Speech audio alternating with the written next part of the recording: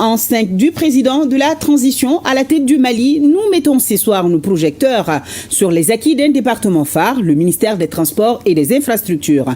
N'a-t-on pas l'habitude d'entendre que la route c'est le développement? Eh bien, les autorités de la transition l'ont comprise. En 2020 et 2025, plus de 8700 km de routes ont été entretenues au Mali et plus de 1600 km de pistes aménagées et divers ouvrages réalisés.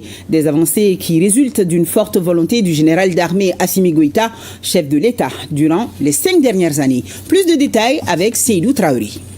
Malgré un contexte économique et sécuritaire difficile, les 5 dernières années ont été marquées par la conception et la réalisation d'importants chantiers d'infrastructures routières et aériennes.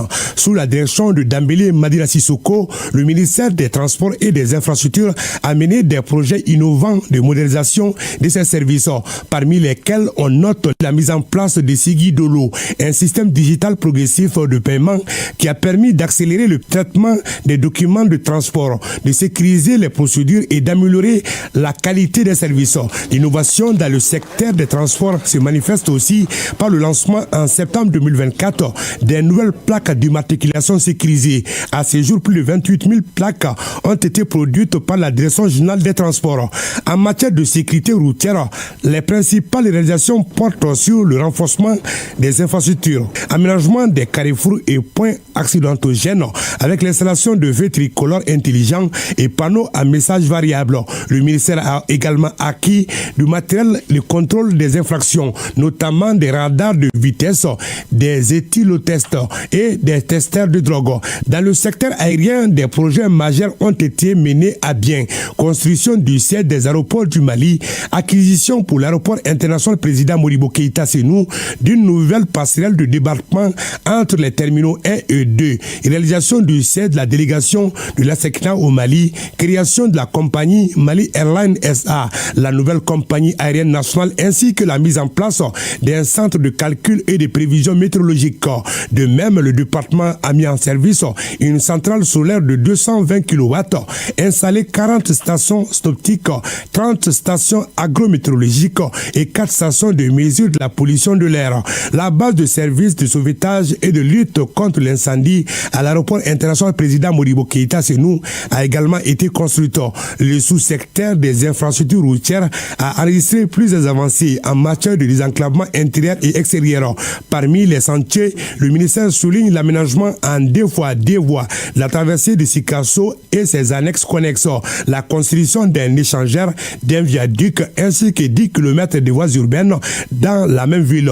À ces travaux s'ajoute la bretelle Katélé-Kadjolo-Zigouar, plus de 32 km, et l'aménagement de 4 km de voies urbaines à Kadjolo. La capitale Bamako n'a pas été oubliée avec l'aménagement en 2 fois 2 voies de l'axe reliant le 3e pont à la RN6 avec la construction d'un viaduc, la réhabilitation de la section Tour de l'Afrique Irimajo ainsi que des travaux dans les zones de Kouloubleni, Bamako, Koulouba, Kati, Poingé, Kati et la direction rond-point Gémès Samé Kati RN3 en cours d'exécution. Un important chantier d'élargissement est aussi en cours sur la route nationale 27 Bamako-Koulikro, tout comme la réhabilitation du tronçon Sandaré-Kaye, 138 km du corridor Bamako-Dakar par le nord, ainsi que l'aménagement en 2 fois 2 voies de la section Sévaré-Mopti de la RN6 avec 10 km de la voirie à Sévaré et Mopti et la construction de la voie de contournement de l'aéroport de Mopti en Bodéjo. D'autres voies dans le district de Bamako et la ville de San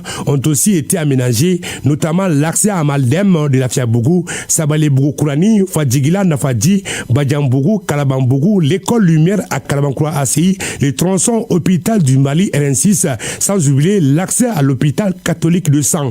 Entre 2020 et 2025, les travaux d'entretien routier ont porté sur 8711 km. En complément, le projet d'amélioration de l'accessibilité rurale a touché 1620 km de pistes avec la réalisation d'ouvrages de franchissement et d'aménagement connexes.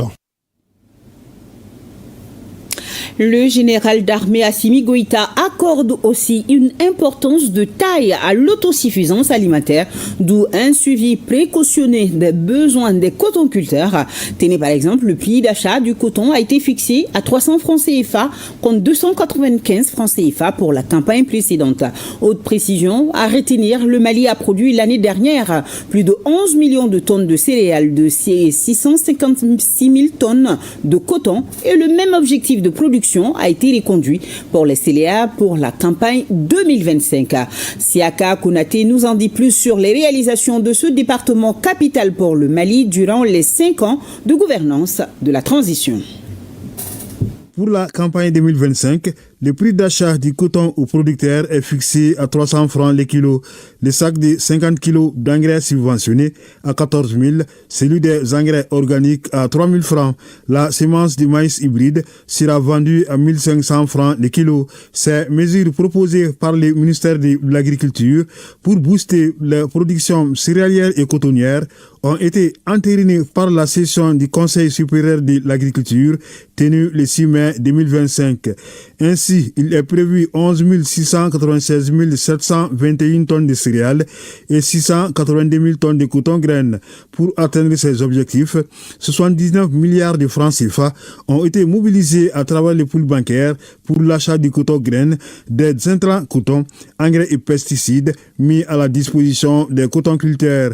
Quant aux autres exploitants agricoles, ils ont reçu près de 34 000 tonnes d'engrais de la Russie, du PRSA et du PAPSAN, 1 500 kg de semences de pré-base, 3 500 kg de semences de base et 11 000 kg de semences certifiées de tracteurs, batteuses motoculteurs, motopompes multiculteurs leur ont été également remis. Pour ce qui est de la situation phytosanitaire, les superficies prospectées sont estimées à 313 850 hectares, sur lesquels 178 205 hectares sont infestés. À ce jour, 129 389 hectares ont été traités. La campagne agricole 2024 a été impactée par les inondations, d'où l'indemnisation de plus de 14 000 producteurs par le commissariat à la sécurité alimentaire. 2769 hectares de superficie ont été aménagés principalement dans les irrigations de proximité. Ajouté à cela, le lancement par le Premier ministre, ministre de l'administration territoriale et de la décentralisation, des travaux d'aménagement de 4200 hectares dans la zone des Boukat de l'Office du Niger sur le financement de la coopération allemande. Le chef du gouvernement a également présidé le forum sur le programme national du système de riziculture intensif. Il y a aussi l'opérationnalisation du recensement agricole qui a permis à ce jour de dénombrer 816 237 exploitations familiales et 316 entreprises agricoles. Le département a aussi travaillé à la sécurisation du foncier agricole. Il a ainsi pu récupérer des périmètres agricoles de Samako dont une partie avait été vendue à une société immobilière malgré l'existence d'un titre foncier.